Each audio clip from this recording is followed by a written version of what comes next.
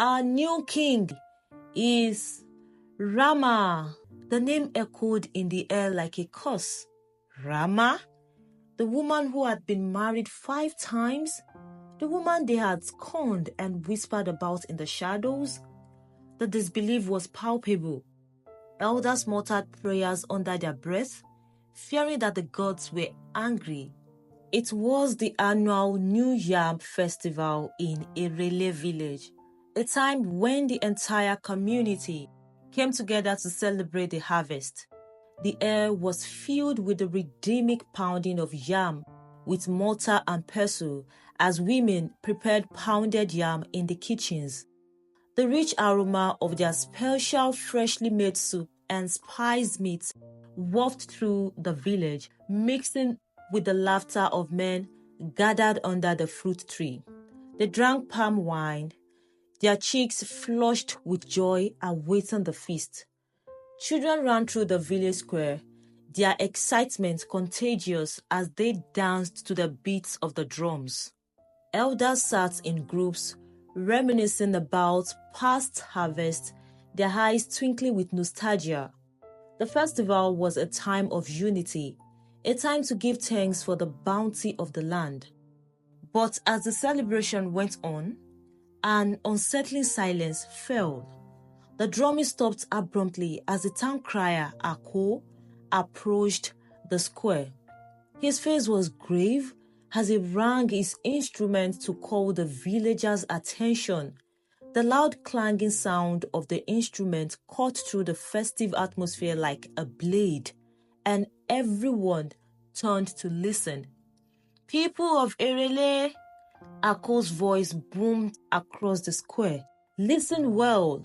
For what I am about to tell you will shake the very foundations of our village." The villagers exchanged nervous glances. What could be so important that it would interrupt the sacred New Yam festival? "Our new king," Ako continued, his voice trembling slightly, "is Rama." Gasps erupted from the crowd. Women dropped their mortars, and men choked on their palm wine. The name echoed in the air like a curse. Rama? The woman who had been married 5 times? The woman they had scorned and whispered about in the shadows? The disbelief was palpable. Elders muttered prayers under their breath, fearing that the gods were angry. The village that had been alive with celebration moments before now stood frozen in shock. In great fear and confusion, the elders hurried to the palace. When they arrived at the palace, they found Rama sitting on the throne, her posture regal and unyielding. She was dressed in the royal attire, the crown of Erele perched confidently on her head. The sight of her, a woman in a position reserved only for men, was too much for the elders to bear. "Abomination! Abomination!" Chief Arui, the oldest of the elders, spat out. "This is forbidden. Only a man can sit on that throne. How dare you defy our sacred traditions?" Rama's eyes flashed with defiance. She had anticipated this reaction, but she was ready. "I dare because I am the blood of Otenga," she said, her voice calm but powerful. "I am the last of my line. The throne is mine by right, and I will rule as king." The other elders murmured amongst themselves, unsure of how to proceed. They had never faced a situation like this. Tradition was their guiding force, but Rama was not just any woman. She was a warrior, the daughter of a king, and now the ruler of Erele. Chief Ikigi, known for his arrogance, stepped forward. "You cannot be king, Rama. You are a woman. Your place is not here. Leave that throne before you bring a curse upon us all." Rama's gaze hardened. "Guards," she called, and within moments, Chief Ikigi was seized and dragged away. His protest echoed through the palace halls as he was thrown into the dungeon. The other elders, witnessing this, trembled in fear. The new Rama was not one to be trifled with, and they retreated for the fear of being locked up like Chief Ikigi. Their pride wounded, but their lives intact. Rama's rise to power was not without its scars. She had been married 5 times, and each union had ended in failure. In a village where a woman's worth was tied to her ability to keep a home, Rama was seen as a disgrace. Her marriages had crumbled not because of her, but because she refused to bow to the expectations placed upon her. She was too strong, too independent, too much for the men who had tried to control her. The village labeled her a prostitute, not for selling her body, but for failing to submit. In their eyes, any woman who had known more than one man was tarnished and called a prostitute. But Rama wore their scorn like armor. She had learned to harden herself against their whispers, to let their judgments slide off her like water off a duck's back. Now, as king, she knew that those same people who had once looked down on her would have to bow before her. And though the title of king was a heavy burden, it was one she would carry with pride. The throne was her destiny, and she would not let anyone take it from her. The village of Erele was in turmoil. The Yam festival, once a symbol of unity, had been overshadowed by Rama's ascension. People gathered in small groups, their voices hushed as they discussed the events of the day. Some saw Rama's rise as a challenge to the gods, a disruption of the natural order that would bring misfortune. Others, particularly the women, secretly admired her courage. As the days passed, rumors spread like wildfire. Some claimed that Rama had used dark magic to seize the throne. Others whispered that the spirits of her ancestors had guided her, that she was chosen by forces beyond their understanding. The elders, though deeply troubled, were too afraid to confront her again. Among the younger generation, there was a growing sense of excitement. Rama's defiance of tradition sparked something in them, a realization that perhaps the old ways were not as unchangeable as they had been led to believe. But in the shadows, resentment brewed. The men of the village, their pride wounded, began to plot in secret, searching for a way to reclaim what they believed was rightfully theirs. Rama was born into a family of fierce warriors, and from a young age, she was taught to be strong and brave. Her father, King Otenga, was a renowned warrior whose victories in battle had made him a legend across many villages. His sons also were known for their valor, each one a mirror of their father's strength. Rama, the only daughter, was different. Though she was equally fierce, she was often treated with a mix of admiration and condescension. Her father would say, "Rama, you have the spirit of a lioness, but remember, a lioness must know her place." However, Rama never accepted that her place was behind the men. She trained with her brothers, mastering the art of combat, and often outmatched them in skill and wit. Her brothers, despite their teasing, respected her deeply. But tradition was a powerful force in a Erele village, and no one expected Rama to take on a role beyond what was deemed appropriate for a woman. The fateful day when her brothers left for battle was heavy with foreboding. Her eldest brother, Rakiki, had a strange feeling that something was amiss. "Rama," he had said, his voice low with unspoken fears, "if we do not return, remember that you are more than what this village sees. You are the blood of our father, just as we are." Rama had laughed it off at the time, thinking it was just pre-battle nerves, but his words echoed in her mind when the devastating news arrived. When the messenger brought word of her brother's death, Rama's world crumbled. Her father, already weakened by grief from losing his wife, couldn't bear the loss of his sons. He collapsed right there in the throne room, his heart giving out under the weight of his sorrow. Rama, in that moment, realized that she was now the last of her family line. The village would expect her to mourn quietly, to disappear into the background. But Rama knew she couldn't let her family's legacy die with her father. She had to act. Without wasting time, she wore the crown, sat on the throne, and declared herself as the king. She was not one to be confined by tradition, and she decided to take matters into her own hands without waiting for the elders to decide. She sent the town crier to announce that she was the new king. Rama had always struggled with the institution of marriage. From the very first day she entered into matrimony, it became clear that she was no ordinary wife. Her first husband, Maloko, a respected warrior, quickly realized that Rama would not be tamed. Maloko, like most men in Irele, believed that a man should be the head of his household, his word final in all matters. But Rama had other ideas. She was fierce and independent, refusing to let anyone dictate her life. Whenever Maloko tried to assert his authority, Rama would challenge him. She was unwilling to compromise, believing that her opinions and decisions were just as important, if not more so, than his.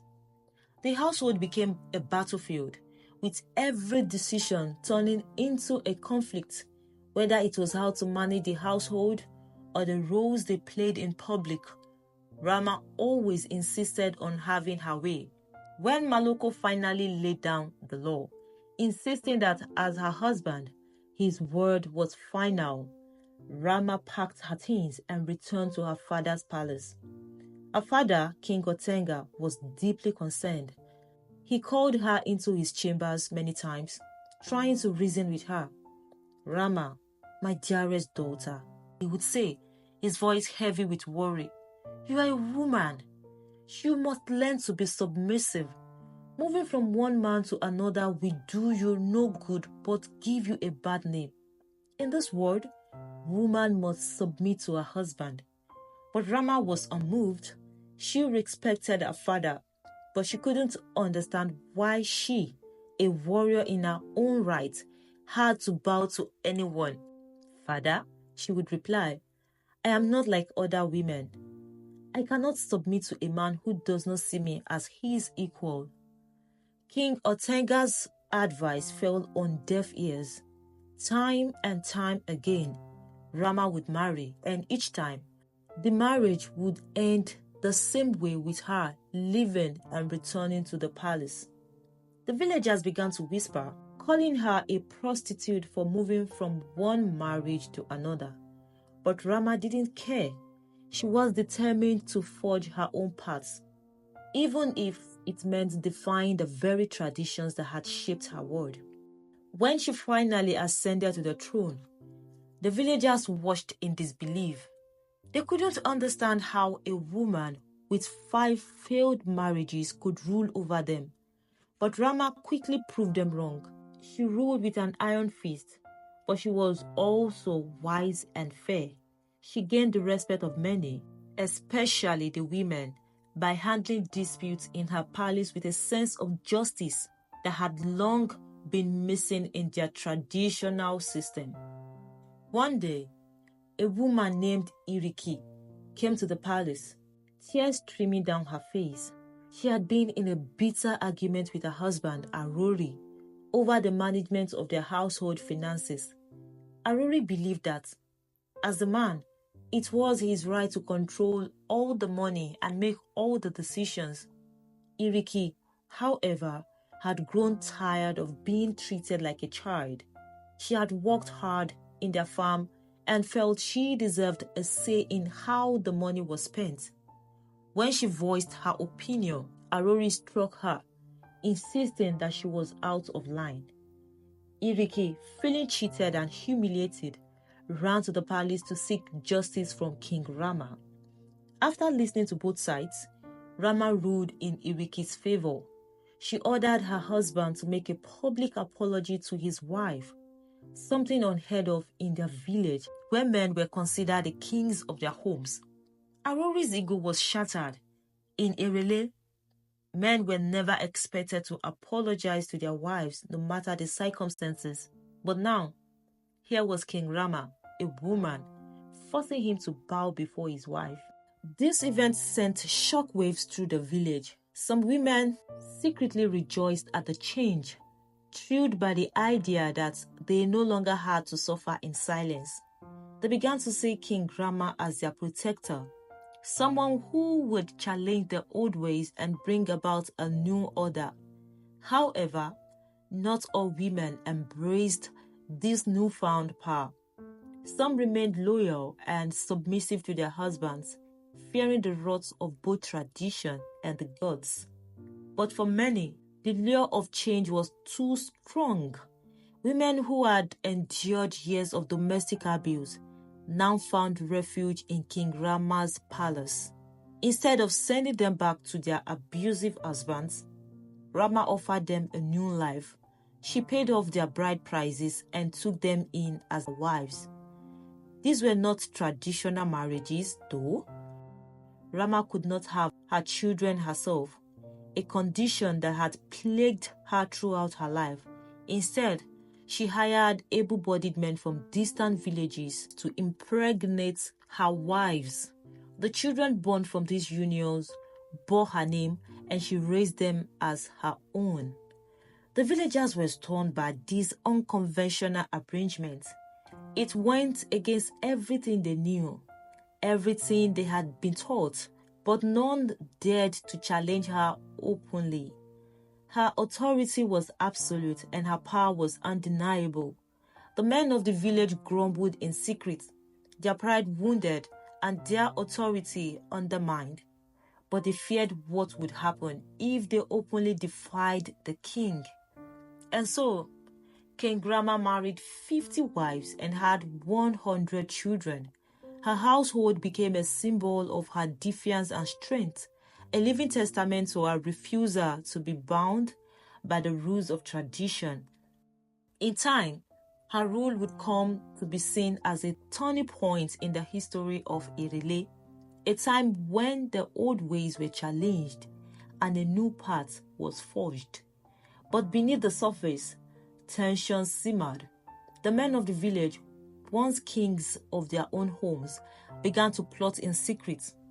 They could not let this continue. They could not allow a woman they had once called a prostitute, to rule over them. And so, as King Rama's power grew, so too did the shadows of rebellion. Over the years, King Rama's reign became the stuff of legend in Erele village. With 50 wives and 100 children all bearing her name, she solidified her legacy in ways that no one had anticipated. Her palace, once a place of solitude, now bustled with life, filled with women and children who had once been outcast.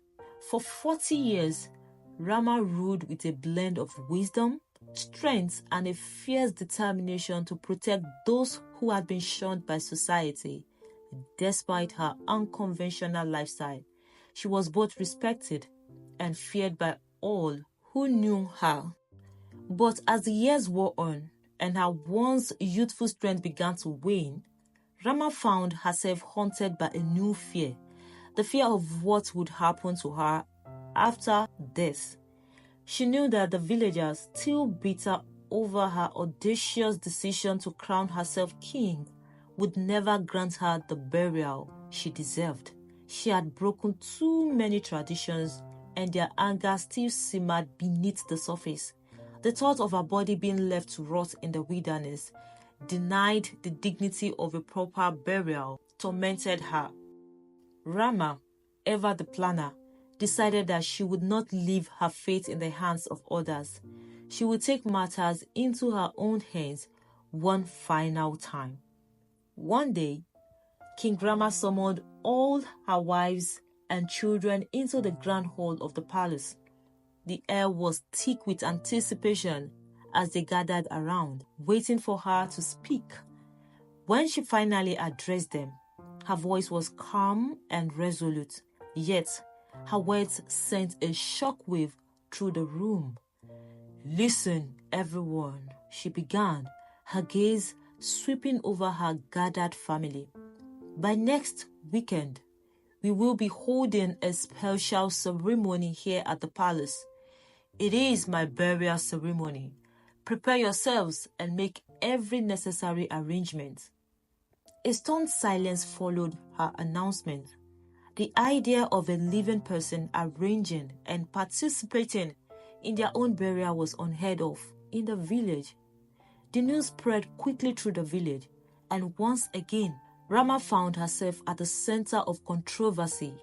Some men secretly laughed at her audacity, mocking her for burying herself before death. Why wouldn't she bury herself? They whispered amongst themselves. After all, she has committed so many abominations. She knows the gods won't grant her a proper death. The day of the ceremony arrived, and as expected, it was unlike anything the villagers had ever seen. The palace was decorated as if for a festival, with tables laden with food and drinks. Rama presided over her own burial, dressed in fine robes, her head held high. Many villagers refused to attend, unwilling to acknowledge what they saw as her final act of defiance. Those who did attend came out of curiosity or simply to have something new to gossip about. They watched in disbelief as Rama celebrated her life and death in one grand event. When the ceremony finally ended that night, King Rama felt a deep sense of fulfillment. She had taken control of her own fate, refusing to let anyone else dictate how her story would end. She returned to her chambers that night with a calm heart, knowing that she had done everything on her own terms. 6 months later, King Rama went to sleep and never woke up. She passed away quietly in her bed at the age of 70. Just as she had planned, the news of her death spread quickly, and for many in the village, particularly the men, it was a moment of celebration. They had endured her reign for years, a reign they saw as an abomination, and now, with her death, they believed they had finally regained their pride and tradition. The villagers did exactly what King Rama had feared. They ensured that her family had no access to her body. They took her lifeless form deep into the forest and left it there, refusing to honor her with the burial rites that were customary for a king. For them, this was justice, a final act of rejection for a woman who had dared to defy the sacred traditions of their land. After Rama's death, the villagers quickly moved to erase her influence. They chased her wives and children from the palace, driving them out of the village altogether. The men, who had long felt emasculated by her rule, conducted spiritual rituals to cleanse the palace of what they saw as her defilement. They put strict measures in place to ensure that such a thing would never happen again, swearing that no woman would ever rule over them as king. But Rama's story did not end with her death. Though her body was left for the carcasses, her legend lived on. For years, people spoke of her in hushed tones, sharing stories about the prostitute who became king, the woman who took other women as wives, and the ruler who defied tradition. And so, while the villagers may have tried to erase her from their collective memory, King Rama's legacy persisted. Her story was passed down through generations, not just as a tale of rebellion, but as a symbol of what it means to challenge traditions. Like this video and subscribe for more interesting stories than these. Thanks for always watching. See you in the next one. Goodbye.